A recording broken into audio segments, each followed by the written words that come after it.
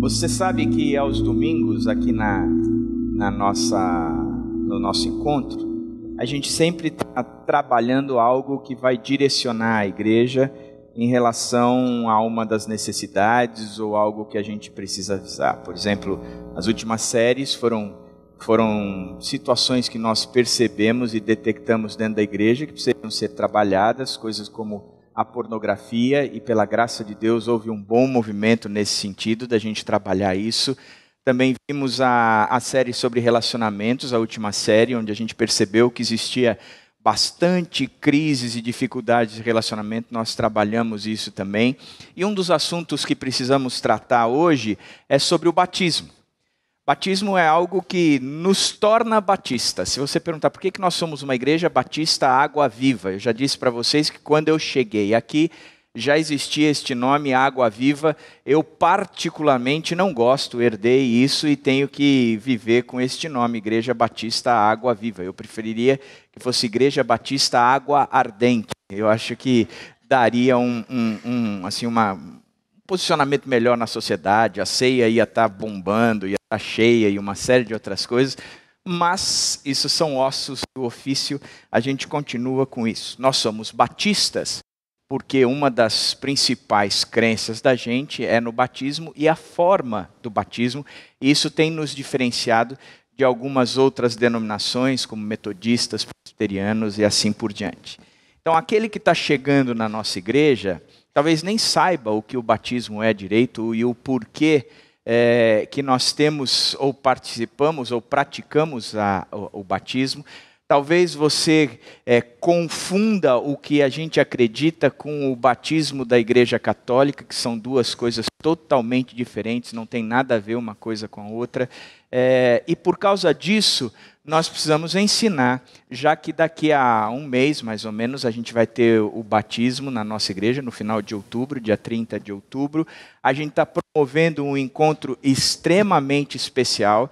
A gente vai fazer num domingo, onde o domingo não vai ser aqui. A gente vai passar o dia inteiro na nossa chácara e a gente vai participar da celebração lá. Então a gente vai transferir a nossa celebração para lá. Vai ser aquele junta-panela tradicional e a ideia é que todos vocês estejam presentes neste domingo. Não tem como você alegar que não pode, porque vai estar trabalhando. São poucos que trabalham aos domingos, somente os pastores que eu conheço, o resto, a maior parte está de folga, a não ser de plantão, como alguns médicos. Mas o batismo da gente vai ser um dia especial. E para isso eu quero convidar você a abrir sua Bíblia em Romanos 6, de 3 a 5. A gente vai verificar o que a Bíblia ensina a respeito do batismo. Talvez para boa parte de vocês já saibam o que é o batismo, já tenham até participado do batismo. Outros que estão chegando ou que estão aqui, mas nunca caiu a ficha, precisam aprender sobre isso. Então eu pediria licença para todos vocês de falar de um assunto que é relativamente conhecido por todos nós, mas não por toda a integralidade geral, né? Então a gente precisa trabalhar sobre isso. O texto ele diz o seguinte: ou vocês não sabem que todos nós que fomos batizados em Cristo Jesus, fomos batizados em sua morte, portanto fomos sepultados com ele na morte por meio do batismo, a fim de que, assim como Cristo foi ressuscitado dos mortos mediante a glória do Pai, também nós vivamos uma vida nova. Eu quero olhar para este texto e conversar em cima desse texto e de alguns outros na Bíblia para tentar esclarecer um pouco mais. Ele fala de um batismo em Cristo Jesus, ele fala desse batismo na morte de Cristo Jesus, ele fala de que fomos sepultados com ele na morte por meio do batismo, a fim de que, assim como Cristo foi ressuscitado dos mortos mediante a glória do Pai, também nós vivamos uma vida nova.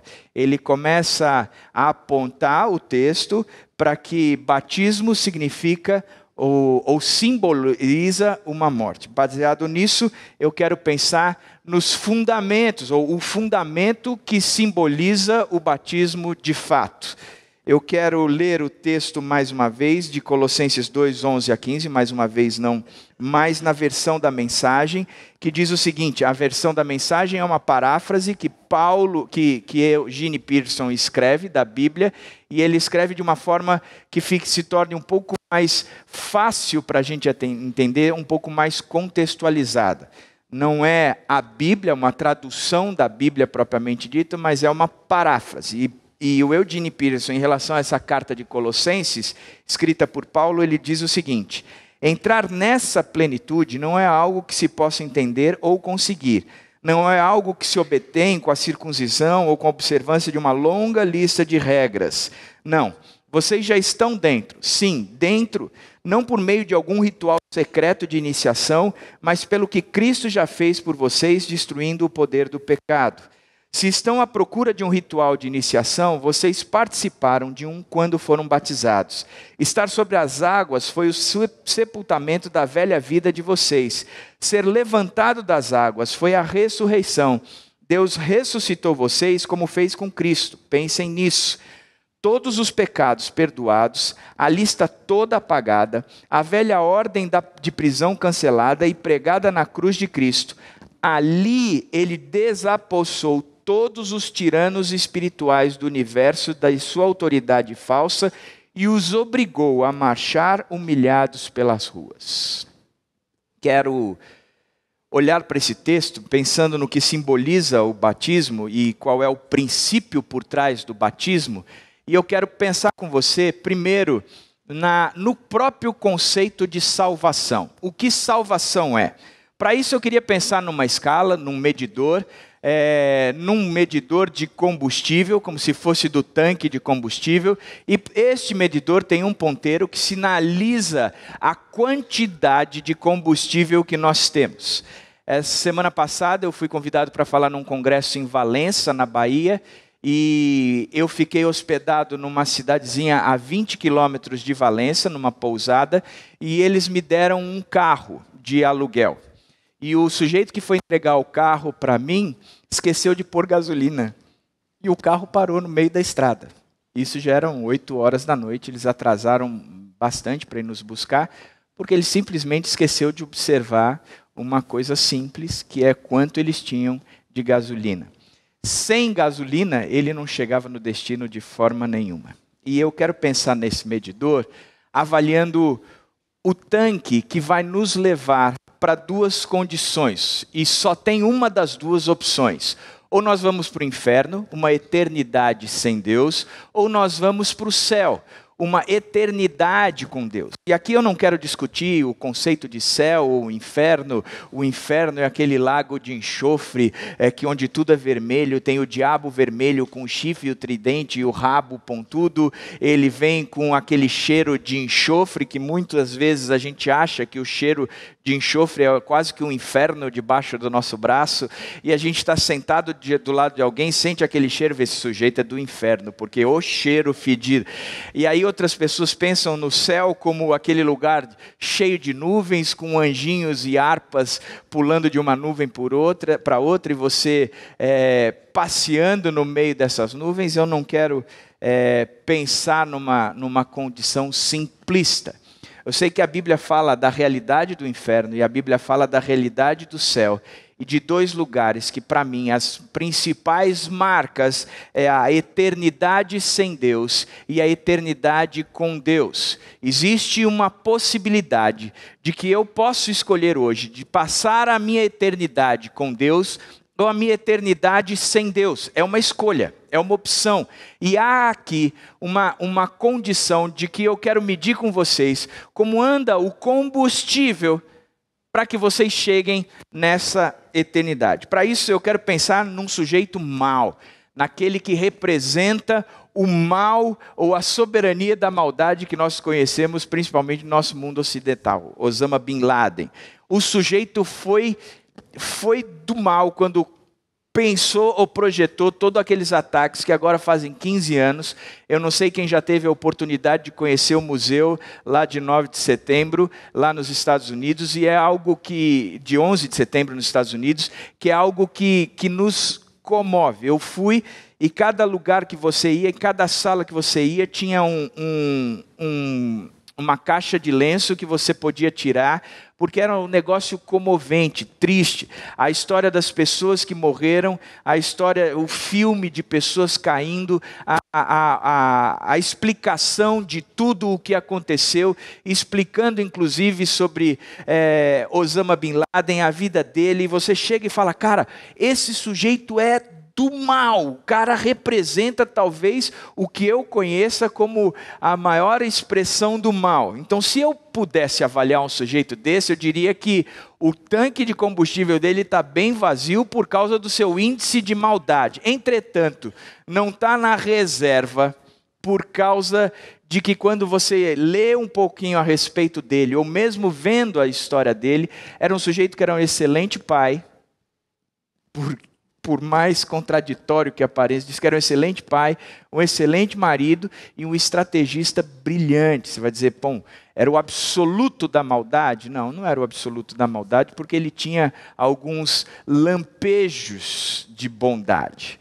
Se a gente pensasse agora, zerando, colocando no meio o nosso combustível de novo e avaliando uma outra pessoa, um exemplo de bondade, o oposto do Osama Bin Laden, Madre Teresa de Calcutá, uma mulher que abriu mão de tudo o que possuía e do que tinha para cuidar de órfãos, vítimas da AIDS em Calcutá. Alguém que, eu li uma certa vez uma matéria a respeito da vida dela, dizia que ela vinha de uma família bem de vida, e ela abriu mão de todo esse seu passado, de toda essa sua herança, para se dedicar exclusivamente a essas crianças, espalhando de uma certa forma a bondade ou o que poderia ser ouvir de bom da parte dela. O fato é que nessa mesma matéria que explicava Madre Teresa, diz que no final da vida dela, ela começou a questionar se ela era digna ou merecedora de entrar no céu, porque apesar de toda a bondade que ela havia feito, ela ainda assim se conhecia e por isso não se via digna de entrar no céu. Portanto, apesar de toda a bondade, ela estava com um tanque que quase que repleto de combustível para que se chegasse no céu. O fato é que se o tanque não está cheio, não está completo, a gente não consegue chegar no destino previsto, que é o céu. Interessante isso. Sempre vai faltar, por pior que sejamos, ou por melhor que sejamos, sempre vai faltar. Porque na nossa cabeça, a ideia da gente é mensurar a entrada no céu ou não por mérito.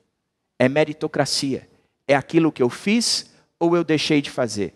Se você perguntar para qualquer pessoa por que Deus deveria levá-lo para passar a eternidade no céu, talvez a maior parte diria, olha André, eu mereço entrar no céu porque entre os erros e os acertos, eu errei pra caramba. Entretanto, eu acertei. O saldo é positivo. Se o meu tanque não está cheio, está lá acima do 3/4, eu tenho combustível quase que de sobra. Se não faltar, eu talvez dê uma empurradinha ladeira abaixo na banguela, que aí eu chego lá. Algumas pessoas são tão conscientes a respeito da sua própria situação, que têm chegado para mim dizendo, eu não sou merecedor, porque eu tenho errado muito mais, ou eu não tenho errado muito mais, mas eu fiz algo no passado que me tornou totalmente condenado. Conheço uma pessoa que fez um aborto que não se perdoa,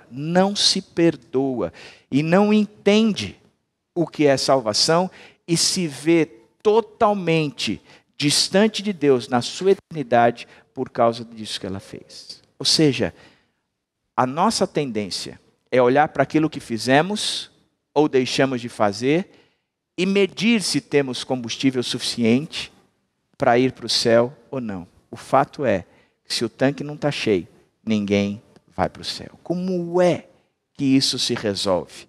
Isso se resolve de forma tranquila ou de forma sossegada, porque o que a Bíblia nos ensina é que o tanque tem que estar cheio, lotado,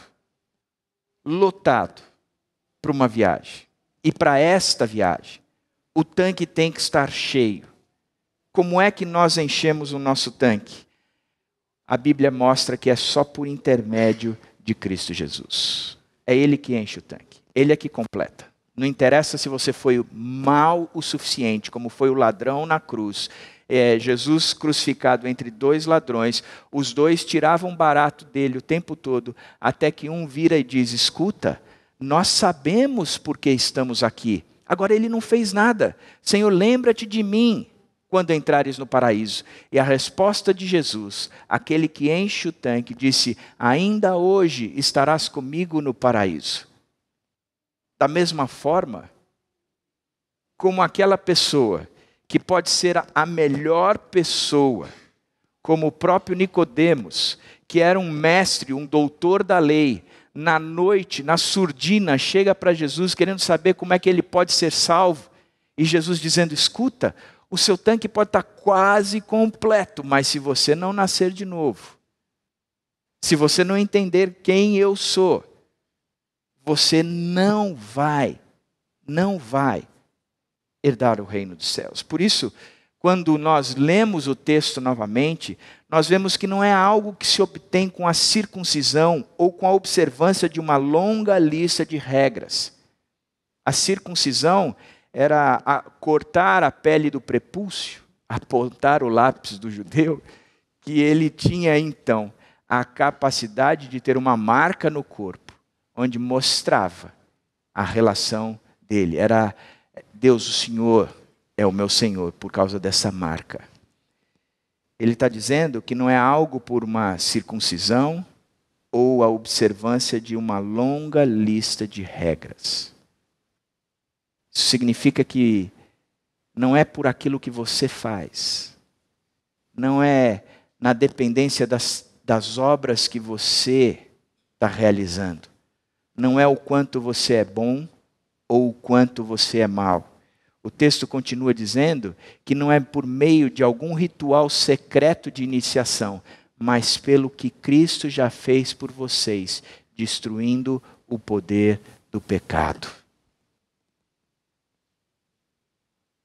E ele continua dizendo: todos os pecados perdoados, a lista toda apagada, a velha ordem de prisão cancelada e pregada na cruz de Cristo. Como é que a gente enche o tanque? A gente não tem como encher. Não tem como encher. Não tem como encher. Sempre haverá algo que vai nos condenar. Não tem como encher.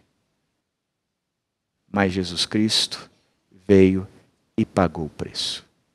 O escrito de dívida, o que faltava para encher o tanque, Ele veio e pagou o preço.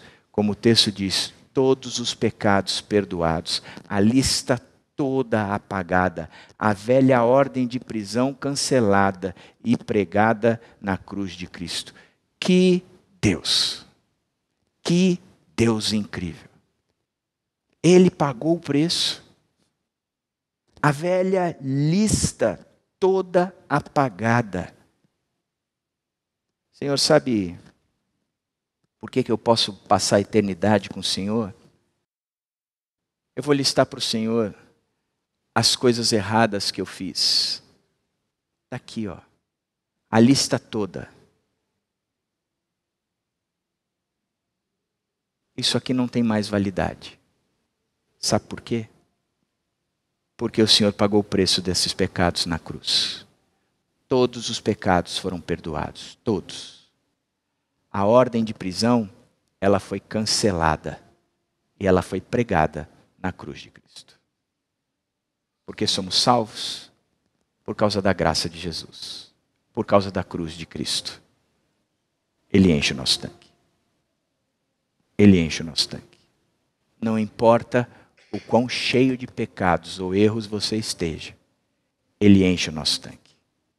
Ele enche o nosso tanque. Esse é o fundamento do batismo.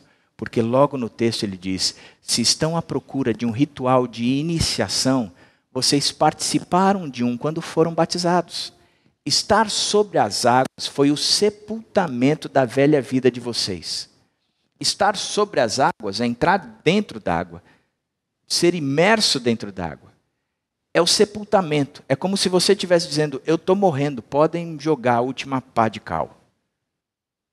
Eu estou entrando na minha sepultura. Agora, o ser levantados das águas foi a ressurreição. Deus ressuscitou vocês como fez com Cristo. Pensem nisso. O fundamento é o entender que eu não posso ser salvo. De forma alguma, de maneira alguma, não há nada que eu faça que promova ou que capacite que o meu tanque seja cheio. Não há nada. Nada. Eu entendi isso. Eu só sou salvo por causa de Jesus Cristo. Então eu não posso mais viver para mim mesmo. Essa velha vida eu enterro. E eu saio ressurreto em Cristo Jesus. Isso é um simbolismo. Esse é o conceito do batismo. Não tem nada a ver com o perdão do pecado original. Não tem nada a ver. Não tem nada a ver. Nada a ver. Tem tudo a ver com a compreensão do que Cristo é e fez por mim.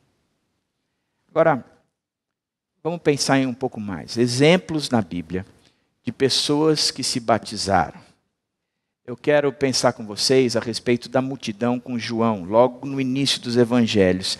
Diz que a ele, a João, vinha toda a região da Judéia e todo o povo de Jerusalém, confessando seus pecados, e eram batizados por ele no Rio Jordão. Então João batizou muita gente da região da Judéia e de todo o povo de Jerusalém no Rio Jordão. Além de João, nós temos Jesus. O próprio Jesus deu exemplo em Mateus 3,13. Então Jesus veio da Galileia ao Jordão para ser batizado por João. Não só Jesus, mas os publicanos com João. Os publicanos eram os cobradores de impostos. Se você conhece algum cobrador de imposto, você sabe que ele é uma das pessoas mais queridas do nosso dia. Porque se há algo que nós gostamos de fazer é pagar imposto. Toda vez que a gente paga imposto, a gente diz, muito obrigado por essa oportunidade. Eu estou feliz demais de fazer isso aqui, não é verdade? Então, imagina o cobrador de imposto naquela época. Alguns publicanos também vieram para ser batizados. E eles perguntaram, mestre, o que devemos fazer? Então, estes publicanos também foram batizados com João. Os samaritanos com Filipe. Se os publicanos eram uma classe trabalhadora, do qual não era muito bem vista, porque eles faziam ou representavam os cobradores de impostos, os samaritanos, eles tinham por si uma rixa natural com os judeus. Agora, os samaritanos, em Atos 8:12, vieram e foram batizados com Filipe. No entanto, quando Filipe lhes pregou as boas novas do reino de Deus e do nome de Jesus Cristo, creram nele e foram batizados, tanto homens como mulheres. Além dos samaritanos, a Bíblia fala também de Simão, o mágico. No meio dos samaritanos havia um mágico e ele ganhava muito dinheiro com isso, porque ele ficava descobrindo o que acontecia. Ele foi repreendido e o próprio Simão também creu e foi batizado. O eunuco com o Filipe, assim deu ordem para parar a carruagem.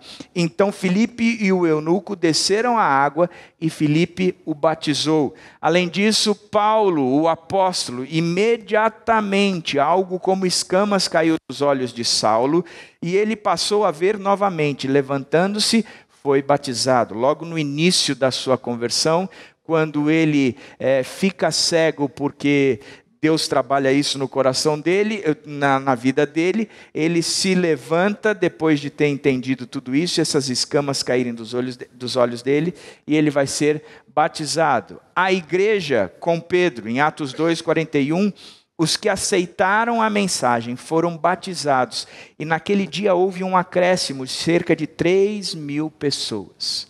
Então você vai ver que os exemplos que a Bíblia apresenta são de várias pessoas em várias situações, em vários momentos, sendo batizados. Um cobrador de imposto, um pessoal de um povoado ou de uma nação inimiga,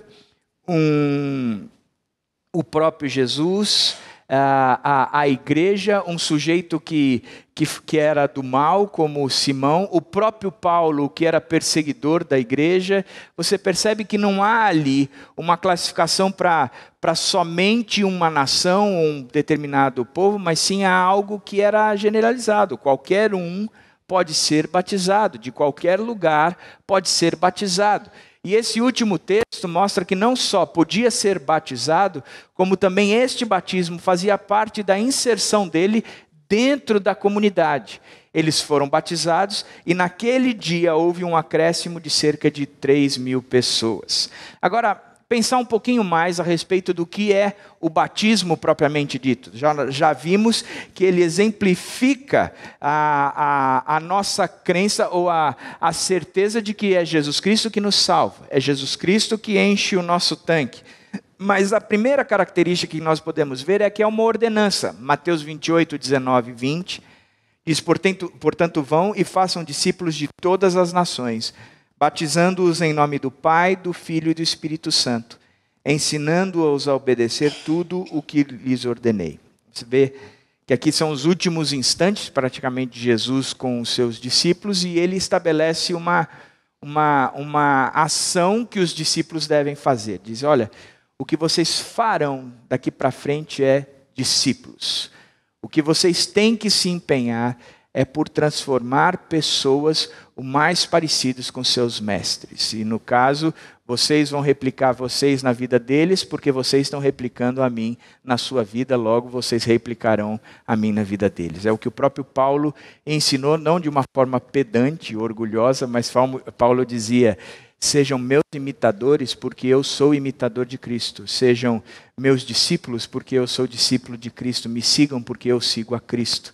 Então, quando Paulo está dizendo, façam discípulos de todas as nações, seja eles quem for, seja samaritano, seja cobrador de impostos, seja um mágico, seja um perseguidor da igreja, não interessa. Jesus está ensinando: façam discípulos de todas as nações. Como é que se faz discípulos? Batizando-os em nome do Pai e do Filho e do Espírito Santo, e ensinando-os a obedecer a tudo o que lhes ordenei. Vocês vão batizar e vão ensinar. É isso que é fazer discípulo. É esse que é o movimento. Agora, você percebe que é uma ordenança. Na verdade, a gente tem duas ordenanças. Uma é a ceia e o outro é o batismo. Você achou que era o dízimo, não é verdade? Na verdade, são duas ordenanças. A ceia e o batismo. São as duas principais nas quais Deus de fato, Jesus Cristo de fato, pediu para que nós fizéssemos. Vocês vão batizar. Vocês vão batizar.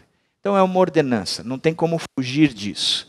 Nós precisamos, porque Jesus mandou que nós batizássemos. A segunda característica é que é para quem crer. Marcos 16:16. Quem crer e for batizado será salvo, mas quem não crer será condenado. O batismo, ele passa por uma crença. É para quem acredita. É para quem tem convicção nisso. Eu primeiro preciso crer, entender o que está acontecendo. Se você parar para ver outros textos, você vai ver em Atos 8:13. O próprio Simão também creu e foi batizado. Os que aceitaram a mensagem foram batizados, e naquele dia houve um acréscimo de cerca de 3.000 pessoas. E por fim, no entanto, quando Filipe lhes pregou as boas novas do reino de Deus e do nome de Jesus Cristo, creram nele e foram batizados, tanto homens como mulheres. O batismo em si, ele é algo que eu expresso aquilo que eu acredito. O batismo em si, ele é a manifestação da minha fé pública. Eu entendi o que Jesus Cristo é e o que ele fez. Eu aceito isso e por isso eu quero comunicar para vocês. E por isso eu quero externar para vocês. Ele é algo que eu estou manifestando mediante aquilo que eu creio. Por isso que a gente tem dificuldade de batizar crianças. porque o que a Bíblia diz é que o batismo ele está associado à crença, ao acreditar, ao entender. Então, se não tem entendimento, dificilmente participa do batismo, como a Bíblia mesmo ensina. Por isso, a outra característica é que o batismo ele não salva. Gálatas 3, 26 a 27 diz: todos vocês são filhos de Deus mediante a fé em Cristo Jesus, pois os que em Cristo Jesus foram batizados, de Cristo se revestiram. Como é que vem a salvação? Vocês são filhos de Deus mediante a fé. É pela fé. É pela fé. A fé é a convicção. A fé é a certeza. A fé é aquilo que talvez eu possa nem entender, não é lógico, não é racional, mas eu acredito nisso. Eu quero depositar toda a minha confiança nisso. É como se eu estabelecesse uma lógica além da compreensão. Eu gosto muito, por exemplo, da expressão ou da manifestação de fé de Abraão em Romanos 4. Diz que Abraão esperou contra a esperança. Esperou contra a esperança. Qual era a esperança de Abraão? O texto relacionava a Abraão como ser o pai de uma grande nação. Ele seria com Sara o pai de uma grande nação. O fato é que já se passaram quase 25 anos depois da promessa dada a ele e a Sara, nada de filho ter chegado, e o que acontece é que talvez Abraão pudesse estar perdendo a esperança, dizendo, antes Sara não tinha dificuldade de ter filhos, o texto de Romanos 4 diz que agora ele também tinha dificuldade de ter filhos, e aí ele diz, olha, mediante essas duas situações, eu posso olhar para a circunstância e enfraquecer a fé. Mas Deus havia dito, e a fé é contra aquilo que a gente vê, é contra muitas vezes a lógica, porque a fé é na certeza do que Deus disse, no que Deus fez e quem Ele é. Por isso eu acredito no que Deus fez, eu acredito no que Ele falou, porque eu acredito no que Ele é. Isso é fé. E muitas vezes eu estou enxergando coisas que vão contra a minha fé. Eu estou vivendo coisas que vão contra a minha fé. Por isso que a Bíblia diz que Abraão esperou contra a esperança. O que ele via não confirmava naquilo que ele acreditava. Mas ele sabia quem havia prometido. Por isso ele acreditava. Esperou contra a esperança. A fé, ela não, o batismo ele não salva. Se batismo fosse movimento para a salvação, quando Jesus estava crucificado na cruz e os dois ladrões ao lado, e um ladrão reconhece quem Jesus Cristo é, confessa quem Jesus Cristo é e diz, lembra-te de mim quando entrares no paraíso, Jesus teria parado tudo, falou, vamos descer da cruz, tragam água aí bastante, porque eu preciso batizar esse sujeito. Agora que você foi batizado em meu nome do Pai e do Espírito, eu estou voltando para a cruz, vamos voltar para a cruz, agora sim. Ainda hoje estarás comigo no paraíso. O batismo não traz salvação. Ele não agrega um valor espiritual, como se aquela pessoa que não é batizada, ela não tem um poder espiritual. Eu lembro de um amigo nosso que era piloto e ele não conseguia nunca ter a agenda para o dia do batismo. Sempre que a gente promovia batismo, ele estava em escala viajando em outro lugar do mundo. Teve uma vez que ele me procurou e falou assim, por favor, vamos fazer o batismo na minha casa, porque eu nunca consigo estar aqui, porque eu não aguento mais ser pagão. Falei, opa, a gente até pode fazer o batismo na sua casa, mas a gente precisa negociar esse negócio do pagão, porque não tem uma coisa a ver com a outra. O ser salvo não é salvo somente depois do batismo. Você precisa entender isso. O batismo não salva. É uma ordenança, mas não salva. Ele explicita o que eu acredito, de forma pública, mas não salva. Ele externa a minha fé para a família a qual eu quero fazer parte, mas não salva. Ele não salva. não agregam valor espiritual desse jeito. Portanto, todos vocês são filhos de Deus mediante a fé em Cristo Jesus. É mediante a fé. Não tem mais outro caminho que não seja a fé.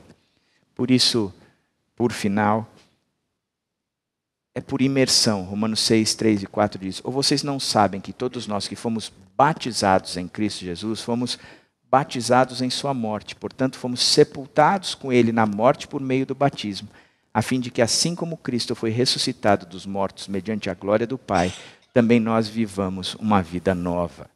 O que ele está dizendo aqui é que o batismo ele é um símbolo da morte e ressurreição. Então tem que ser batizado, você tem que entrar dentro d'água. A palavra batismo do grego significa imersão. Então não tem outra forma, na nossa concepção, de batismo que não seja por imersão. Se você está vindo para a nossa igreja, nós somos uma igreja batistas. Por ser uma igreja batista, nós acreditamos no batismo por imersão. Na verdade, isso é um dos principais fatores que nos torna batista. E nós acreditamos que é esse o movimento. Eu tenho muitos amigos que vieram para a nossa igreja, presbiterianos, metodistas, que acabaram tendo que passar por esse batismo. Primeiro, porque nós somos batistas da convenção. Para você se tornar membro da igreja, você tem que ser batizado por imersão. Porque a gente entende que, biblicamente falando, o testemunho é por imersão. É por imersão. Então, ou vocês não sabem que todos nós que fomos imersos em Cristo Jesus, fomos imersos em sua morte. Não dá para ter uma outra expressão, ou outro exemplo que não seja por imersão. E por fim, a última coisa, é a adesão ao corpo. Atos 2:41, os que aceitaram a mensagem foram batizados. E naquele dia houve um acréscimo de cerca de 3.000 pessoas. A gente tem entendido que a fé salvadora é que traz o cara próximo de Jesus Cristo. Entretanto, o testemunho público dele é que o torna integrante ou parte integrante ao corpo. Não quer dizer que se o cara não foi batizado, ele não vai fazer parte do corpo, mas o batismo ele tem a importância e a relevância de um simbolismo que também coloca o sujeito dentro do corpo de Cristo, de forma que eu testemunho que faço parte de vocês. Eu testemunho que faço parte de vocês. Eu quero dizer publicamente que o meu Deus é o mesmo de vocês. Eu quero dizer que eu só sou salvo por causa de Jesus Cristo, como vocês são salvos por causa de Jesus Cristo. E aqui está o meu testemunho. Eu entro morrendo para a minha velha vida e eu saio vivendo para a minha nova vida. Ou seja, este é o conceito de batismo. É nisso que a gente acredita e é por isso que nós vamos viver. Queremos que você saiba que a gente está com uma classe de batismo logo agora e que gostaríamos muito que você fizesse parte, você que nunca se batizou. E dessa vez a gente vai pedir para você se inscrever, porque a gente vai te colocar uma pessoa junto com você. E essa pessoa vai gastar bastante tempo explicando tudo isso, fazendo tendo um bom tempo com você, para tirar as suas dúvidas e apresentar o que a Bíblia diz a respeito da salvação em Cristo Jesus. É a primeira vez que a gente vai fazer isso de forma individualizada. Então lá atrás tem o Juan e tem o Israel. O Juan eu não estou vendo, mas o Israel está ali. Eu queria que você fosse e desse o seu nome, preenchesse, procurasse para que eles pudessem distribuir vocês entre as pessoas. Mas este é a maneira como nós acreditamos no batismo. Então você que está chegando à nossa igreja, seja muito bem-vindo, entenda o que nós estamos pregando e participe do nosso movimento. Batismo para nós é algo muito importante. É importante por causa de uma razão muito simples. Porque a gente percebe que você compreendeu que Jesus Cristo se tornou o Senhor da sua vida. Você manifesta o desejo de dizer publicamente quem Jesus Cristo é. Você vem para nós dizendo, eu não sabia disso. Agora não só sei, como eu me rendo diante de tudo isso. E eu vou conversar para vocês uma coisa. Se tem algo que eu, como pastor, gosto de fazer, são 2 cerimônias. A do batismo e casamento. Amo fazer casamento. Amo. Acho que a minha mãe me colocou o nome do santo errado. Deveria ser André, deveria ser Antônio. Eu amo fazer casamento. Amo. Agora, eu tenho uma curtição sobrenatural pelo batismo. Quando a pessoa manifesta publicamente aquilo que acredita. Não é por mim. Não é por mim. Não sou eu quem mereço. Mas tem tudo a ver com o que Cristo Jesus fez. Ele enche o meu tanque e me dá o direito de passar uma eternidade com Ele. E eu quero que vocês saibam que eu acredito nisso. Por isso eu sou batizado em nome do Pai, do Filho e do Espírito Santo. Deus abençoe, mas principalmente que Deus trabalhe muito, muito no seu coração. E que você tenha o desejo de manifestar a sua fé de forma pública. Deus abençoe.